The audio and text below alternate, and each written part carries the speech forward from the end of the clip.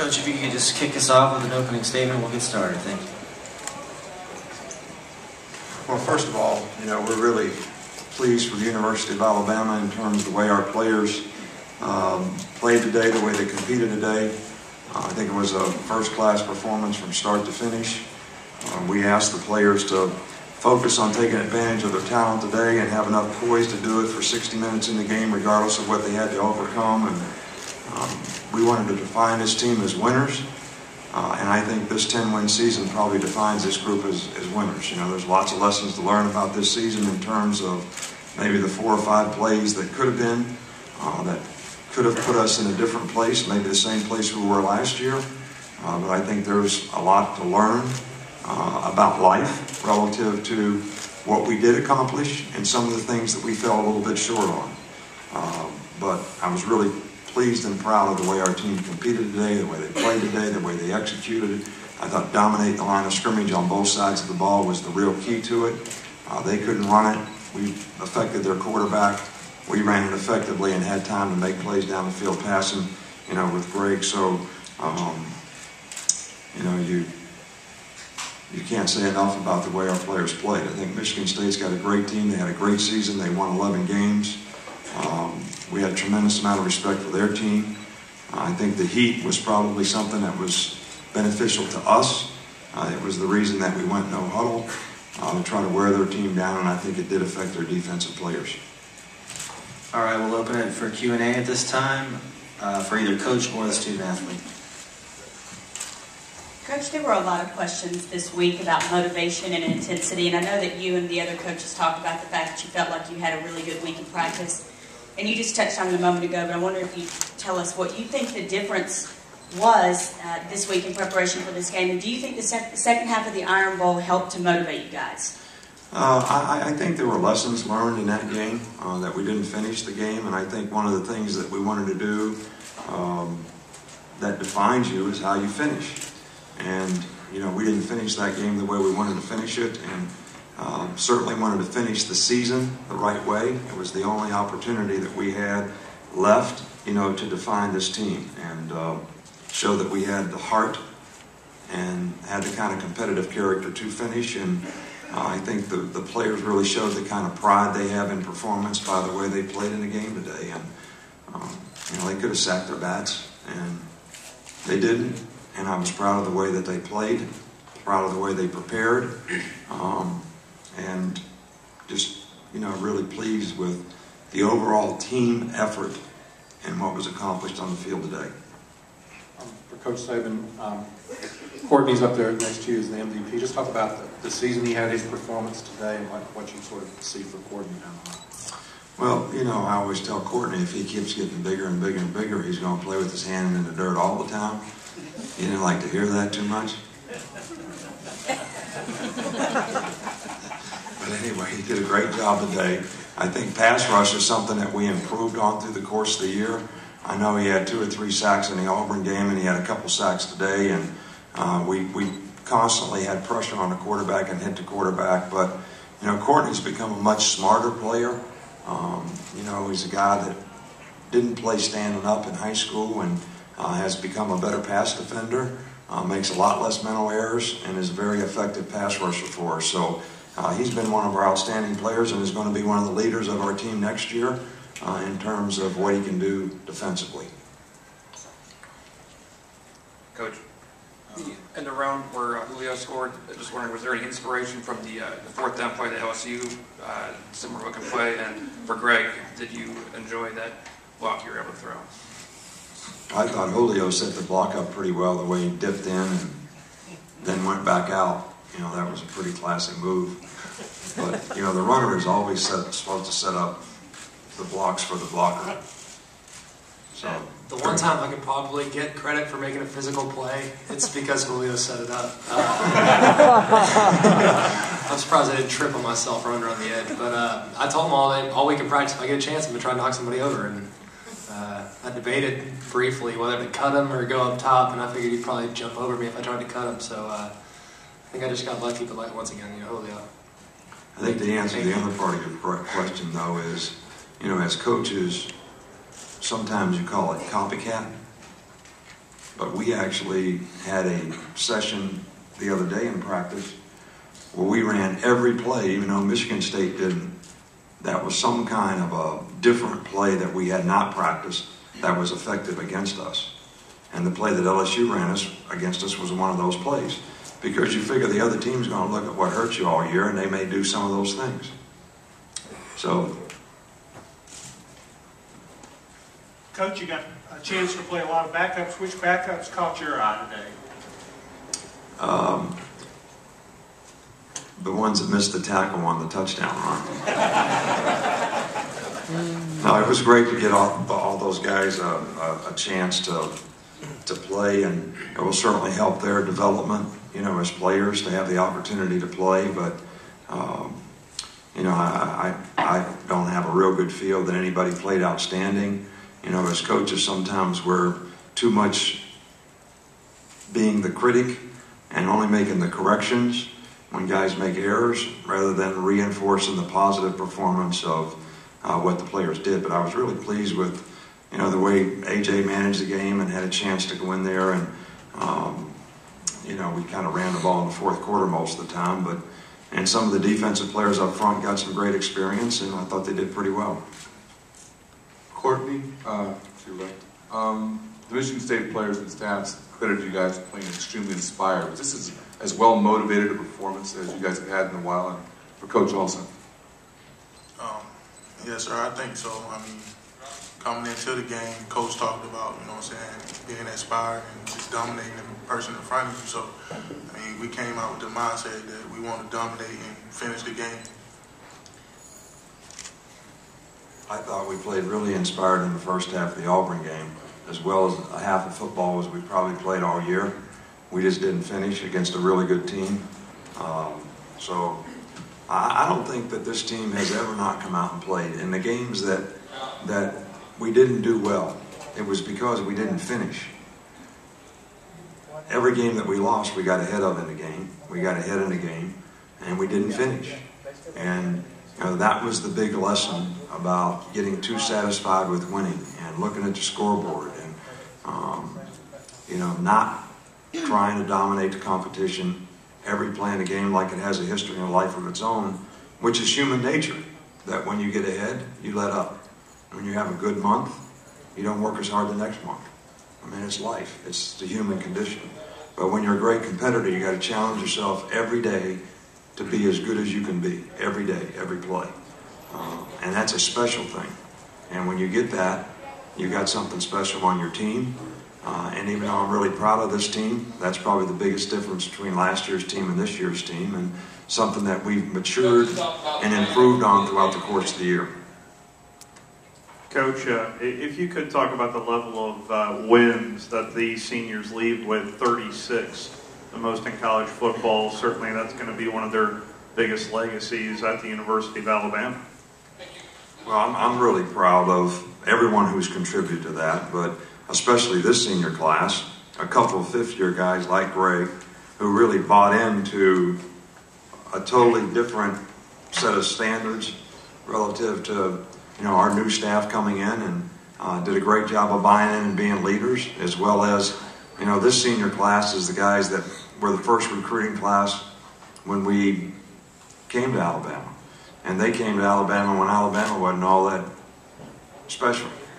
And not only did they come and make a significant difference, they attracted a lot of other people to come behind them that have been very good players, that has contributed to the positive recruiting that we've had. Now, our staff does a wonderful job of that, but our players create a tremendous atmosphere, a real together team, trust, respect each other, that I think people want to be a part of. And these guys set the standard for that in the first recruiting class that we had, as well as the fifth-year guys that bought into doing things the way we wanted them done. Coach, a couple of questions. First, the way the offensive line blocked Greg Jones, obviously he didn't impact the game much at all. How do you feel about the job that the offensive front did with him? Well, I think the offensive line did a really good job today, and we challenged them, today a little bit. We knew that it was going to be important to dominate the line of scrimmage on both sides. When Michigan State, the only game they lost this year, they couldn't run the ball against Iowa. and they really couldn't run the ball against us today. All right, and that makes a huge difference because when they have balance, they're a very good offensive team. And I think on both sides of the ball, to be able to control the line of scrimmage was probably the key in the game. And, you know, Greg Jones is a great player. All right, but this guy plays linebacker. When you play linebacker and the guys in front of you don't hold the point and get pushed, and I think that's what we really did a good job of today, is we pushed their front and distorted them so they can't fit their gaps. And it's hard for linebackers to fit gaps. So it really wasn't about Greg Jones getting blocked. It was about everybody else on their defense probably not being able to play as physical as they need to be able to be effective. But I think that guy's a really good player, and I know he's a great leader of their team. Secondly, I wanted to ask you about Jarek Williams. We saw him for the first time in a long time. His preparation and play after sitting out all year? Well, you know, we were trying not to make Sports Center. You know, they converted 3 or 4 third downs in the first drive. And Jarek had something to do with every one of them. So rather than use my technique that I used on AJ, I did not want to make, you know, Sports Center again. So we were patient, let Kirby handle it. He settled down and played better. But it was a great experience for him, and it'll be good for his development. Yeah, this is for Courtney. Can you talk about the physicality you guys put on the quarterback, the big hits, even when they were able to get the passes off? Do you feel like you affected him over the course of the game and made him rush himself some? I think we affected him real good. I mean, once we had the opportunity to get a hit on him, we wanted to take it. So once it was there, we took the hits. I mean, we was put in a position to make plays, and that's what we did. You know, one thing about that, especially not having Mark Barron in the secondary, who's been the leader in the secondary, a very good player, but he makes all the calls. And actually having 2 different guys playing, you know, Will Lowry playing all the time where Mark plays, and then Jerry playing where Mark plays on third down. The pass rush up front was really important. And I think that made the biggest difference in the game, because once we started getting pressure and we affected the quarterback, whether the coverage was good or not, they didn't complete the ball. So I think that was a real key to the game. These guys did a great job up front. We had a good plan, did a good job executing. Coach, Ingram had a pretty significant personal milestone today right here in front.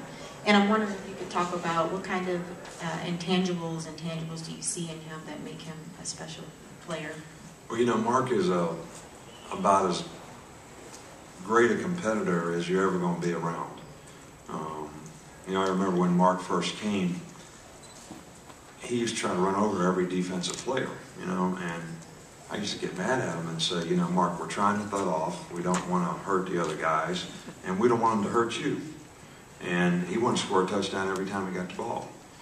And that is probably his greatest asset, is the competitive spirit that he has. He's a hard worker. He has a tremendous amount of pride in his performance relative to challenge himself to be the best he could be. And I know there's not a college football player in America that has had to go through what he's gone through this past year after winning the Heisman Trophy. I mean, people don't really understand the attention that it takes. You know, when we walked across the street after he won the Heisman Trophy a year ago, I said, you know, Mark, there's 3 things. First of all, how is this going to affect you as a person? But secondly, how are you going to handle how everybody else that you meet and that you're confronted with is going to look at you differently than what you've ever been? And the last thing is how are you going to impact somebody else as a leader by accomplishing this award and being the best player in college football, to do something to inspire them. And, you know, probably the hardest thing Mark had to deal with this year was the second one, because he was still little Mark to all of us, because his dad's big Mark to me, because he played for me too, or played on the team where I coached. And that's been the hardest thing for him, is to have to deal with how everybody that he meets looks at him differently than what he sees himself. Coach, when you look back on this season, including this game here, would you consider it a successful season? I'm proud of the way the players played. We're not satisfied with where we ended up. You know, we compete to win the SEC championship. First of all, we want to win our division, and we didn't. We didn't get the opportunity to play in the SEC championship game. And that's our goal. So that's what we want to accomplish. But I don't know that we had realistic expectations in some regards relative to the 26 seniors that we had last year, replacing 9 defensive starters and some pretty significant performers. That we knew that we were going to have a young team this year. And the thing that I was most proud of is these guys improved throughout the course of the year, and we matured a lot to get better and better and better. There were just 4 or 5, plays that would have made a difference in this season relative to what this team could have accomplished. And I think the maturity will help this team in the future. I think the leadership that will come from the lessons learned this season will be beneficial to this team in the future. All right, I've got time for 2 more. On the left. Greg, what was it like coming out of the game when you did, and then what was it like leaving the field for the last time? It was kind of a surreal moment. I mean, I still just think back, 5 years removed from high school, and just being here and how the impact this time and time with coach and players has had on my life. It's been pretty remarkable. So I just had to reflect briefly about just everything we were able to do, and it was just nice to be able to appreciate the fans because I was just trying to salute them because they make it special to come here. That's why I came here, because I want to play for a passionate fan base. I want to make them proud, and I wanted them to be able to consider themselves proud to be Alabama fans. Because I think at the time when I first got here, that pride was starting to return, and now that pride is full-fledged, and everyone feels it, in large part due to coach. And it's just surreal that it's over. It's disappointing, but I was just glad to be able to go out and leave my mark the best way I knew how. All right, last question over here. In my opinion, just to add to that, we've had a lot of great players at the University of Alabama, and Greg has certainly been a great player for us the last 2 years. But I would want to put him and his legacy as a University of Alabama football player as one of the greatest ambassadors that could ever represent a university. I mean, you talk about a lot of class personally, academically, his achievements and accomplishments, and what he's been able to do on the field, not only in his performance, but how he's affected other people, is probably got to be right up there with all the best and all the great ones. Got one for Greg. Greg as well. Coach talked about Courtney's progress. When you guys go good on good, what have you seen during the course of this season in terms of his progress? Courtney's always been extremely physical. I can remember a story a couple years ago. We were in fall camp, and one of our biggest, toughest guys, fullback, Baron Huber, he got a concussion because of a head-on collision with Courtney. And I mean, he's always been a playmaker. He's always been an athlete. And I think now, and I think this is one thing that separated Rolando from just everybody, it seems like, is the fact that when you play smart within this defense, it'll put you in position to make plays. And Courtney does such a good job of playing his role, whether that's rushing the passer, being effective in the passing game and things like that. But he's done a great job, and the progress is significant. And, he's just going to continue to improve, and I'm just looking forward to following him and seeing that development over the next 6 months. All right. Thank you, gentlemen.